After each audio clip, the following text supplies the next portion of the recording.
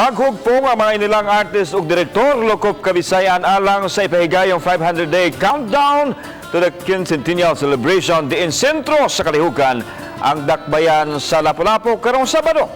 Ano ang report?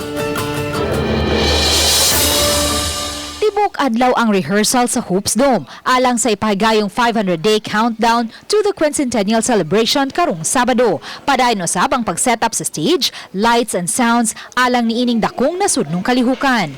Upat ka mga direktor nga taga Bohol, Dumaguete, Iloilo ug Bacolod ang naghugpong aron i-conceptualize ang presentasyon sa kanhiayng panahon 500 ka adlaw sa wala pa maabot ang mga langyong mananakop pinanguluhan ni Ferdinand Magellan.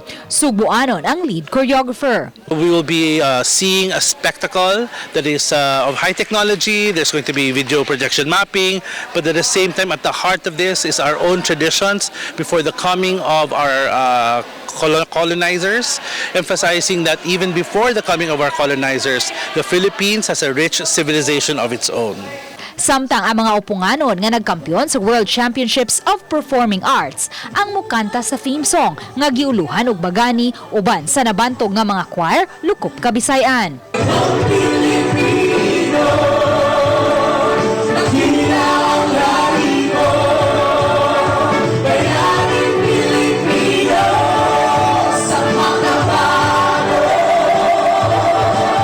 Higpit ang seguridad nga ipatuman sa kapulisan niya ng adlaw diin si Presidente Rodrigo Duterte ang pinasidunggang dinapit.